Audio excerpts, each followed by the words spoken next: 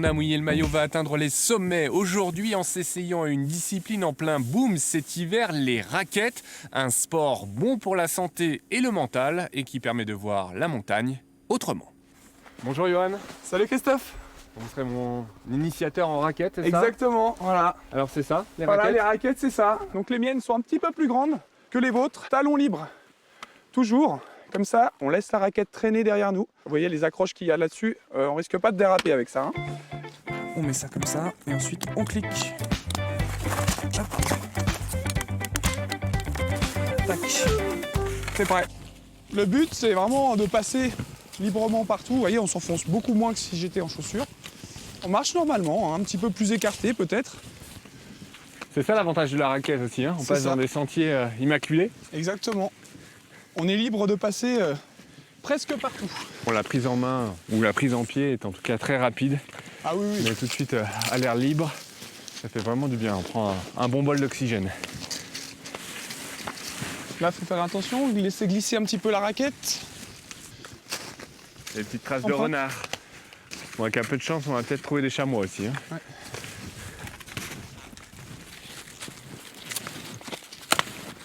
Donc tu vois, forêt du Rizou là, magnifique forêt. Gigantesque, 40 km de longueur. Des hêtres, des épicéas et des sapins, les trois arbres principaux. Et puis du lynx, du grand tétras, du loup. Des espèces quand même pas très communes. J'ai vu des empreintes de lynx hier. Ah ouais?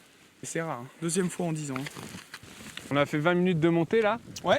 Ça reste quand même un peu physique. J'ai vu 500 calories en 1 heure pour de la raquette. Ouais, après, c'est à peu près, ça dépend aussi si on fait sa trace comme là, on dépense plus d'énergie, la température. S'il fait froid, on brûle plus de calories. Et le dénivelé est très important. Si on fait beaucoup de dénivelé, on va brûler plus de calories que si on fait de la randonnée sur du plat.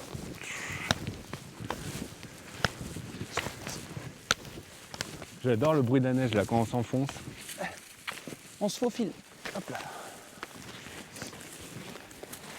Alors donc là, nous sommes sur un territoire d'un animal assez connu en montagne qui s'appelle le chamois. Une sorte de chèvre sauvage, voilà. D'ailleurs, la femelle s'appelle la chèvre, le mâle le bouc, exactement comme les chèvres domestiques. Ils vont gratter avec leurs sabots, là où il y a le moins de neige, pour pouvoir essayer de manger un petit peu d'herbe sèche. Puis cette vue, quoi, avec les hauts sommets du Jura suisse devant nous, là-bas au fond, le Mont Tendre et la vallée de Joux, très connue des manufactures horlogères.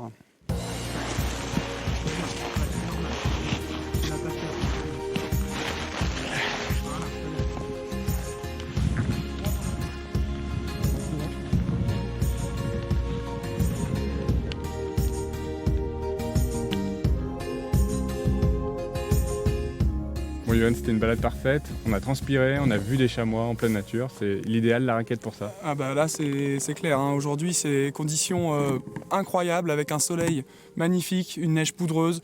Voilà, c'est accessible à partir, je dirais, pour les toutes petites balades, on dirait à partir de 4-5 ans. Puis après la journée plutôt à partir de 10 ans généralement. C'est vraiment un sport accessible à tous. Bon, merci pour cette sortie raquette. Merci à vous les gars.